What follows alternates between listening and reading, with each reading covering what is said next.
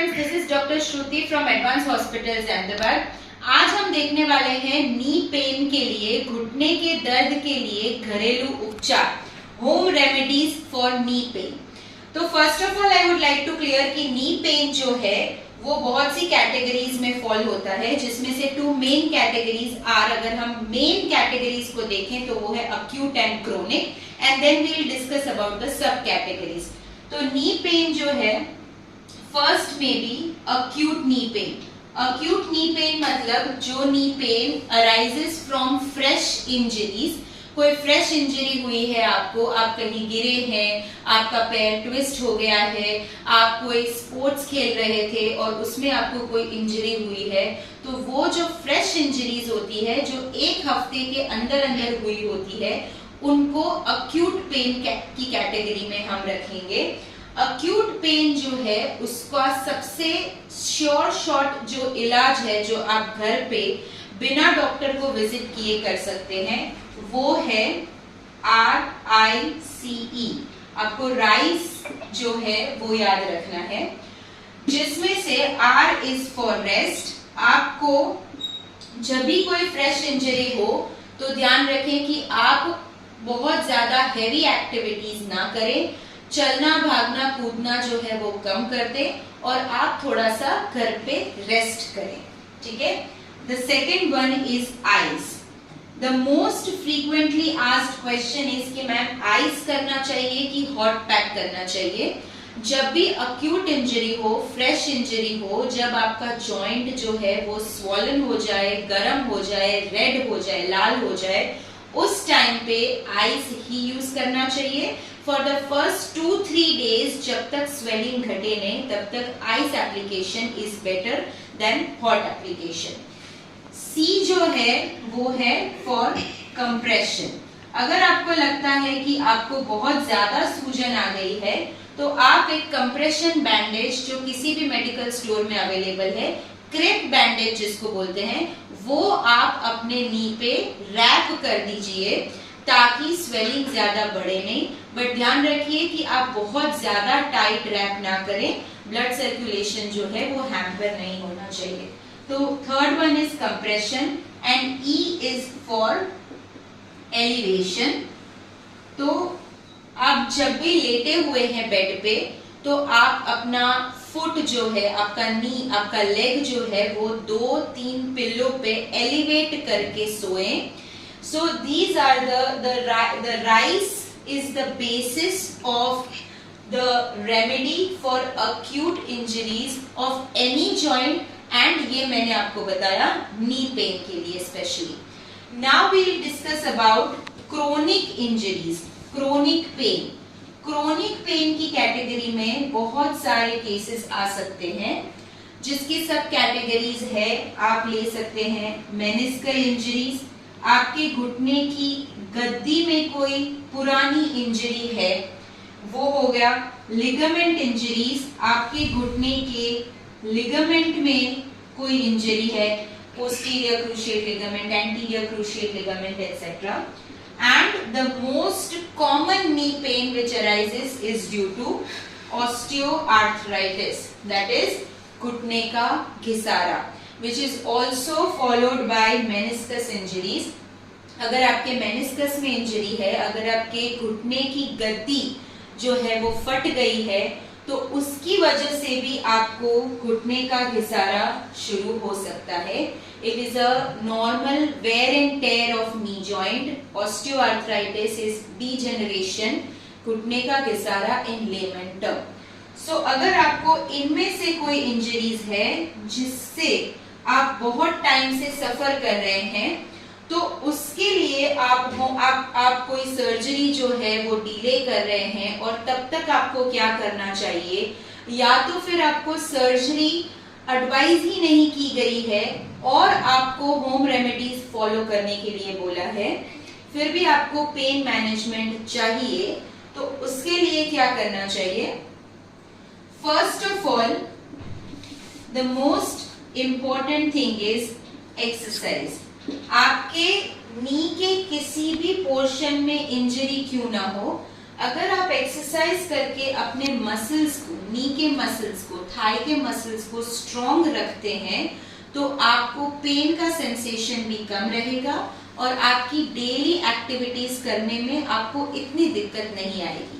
So the muscular strength can sometimes combat the injuries, right?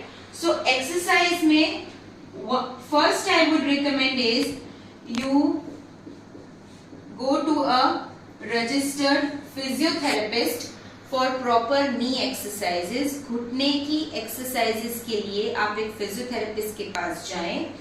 वहां पे आप electrotherapy भी ले सकते हैं. इलेक्ट्रोथेरेपी मतलब जहां पे आपको इलेक्ट्रिक शेक देते हैं, करंट्स देते हैं, जिसे IFT कहते हैं, TENS, diathermy, ultrasound, laser, IR, infrareds. तो electrotherapy in physiotherapy plus knee strengthening exercises, alright, plus knee strengthening exercises. So this is the first and foremost remedy. आप फिजियोथेरेपी सीख के फिर घर पे भी आप वही एक्सरसाइजेस कर सकते हैं. फिजियोथेरेपिस्ट के पास फॉरएवर जाने की जरूरत नहीं रहती है. सेकेंड जो रेमेडी है, first is exercise. Second remedy that you can do is, आप किसी भी तरह का, यहाँ पे हॉट और cold pack both are allowed. जब अक्यूट इंजरी हो तो cold pack is mostly recommended, but जब क्रोनिक इंजरी है, बहुत टाइम से आप सफर कर रहे हैं किसी पेन से, तो आप गर्म पानी का शेक या heat bag, heating bag, cold pack, आप आइस को किसी टॉवल में रैप करके hot and cold pack both alternatively आप कर सकते हैं, जिससे आपको ठीक लगे. यहाँ पर दिस इज सब्जेक्टिव, आपको जिससे अच्छा लगता है आप ये कर सकते हैं. ऑल्सो एक्सरसाइज में I would also like to add third thing.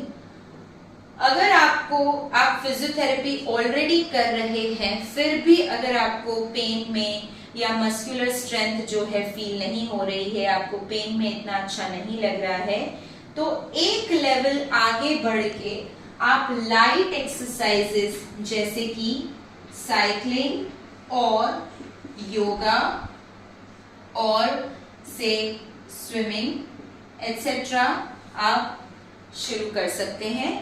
Also you can go for gymming.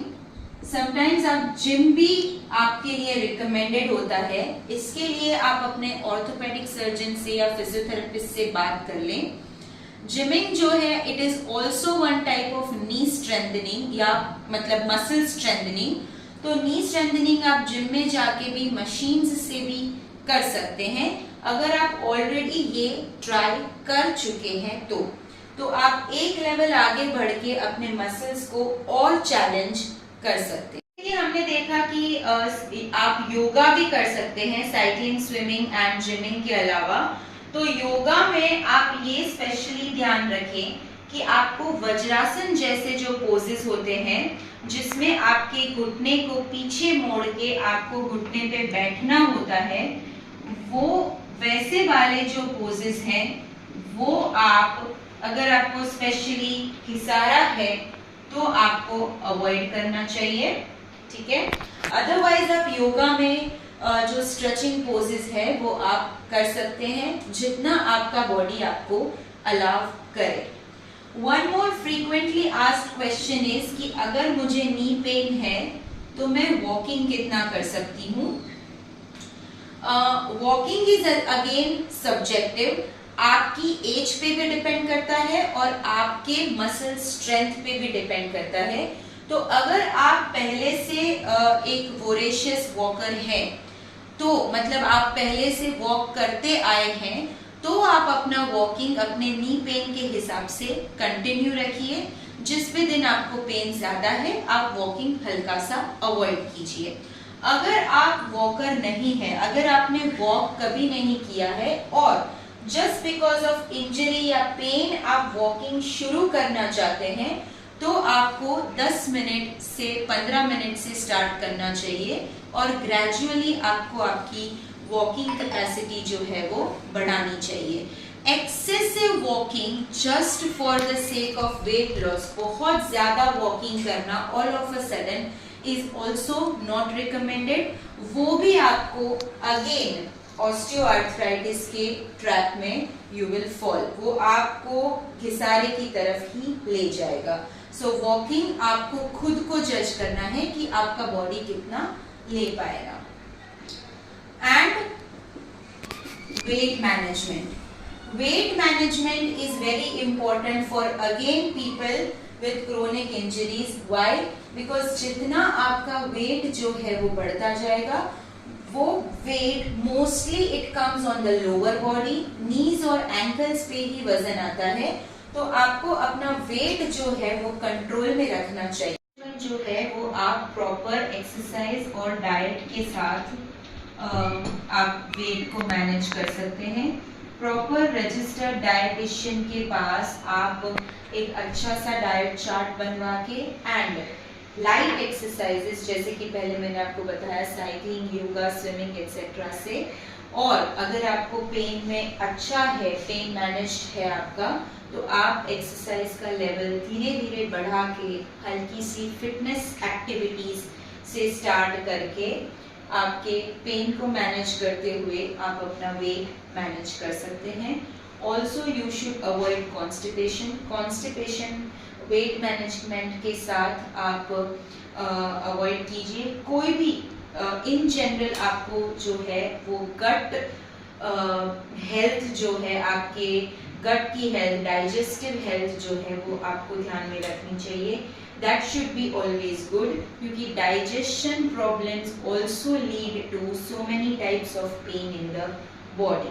So that is one thing in the weight management thing. And also the last thing is, बहुत सारे frequently asked questions हैं कि massage कर सकते हैं कि नहीं, acupuncture therapy ले सकते हैं कि नहीं, कपिंग थेरेपी जो है वो कर सकते हैं कि नहीं। तो yes, you can go for this. आप massage, acupuncture, cupping etcetera try कर सकते हैं। नीडलिंग जो है, उन चीज़ों से अगर आपको फर्क लगता है तो आप ये ट्राई कर सकते हैं। Again this is subjective, but ये ध्यान रखिए कि आप ये सारी चीज़ें किसी स्पेशलिस्ट के पास ही करवाएं। सो these were the home remedies for knee pain.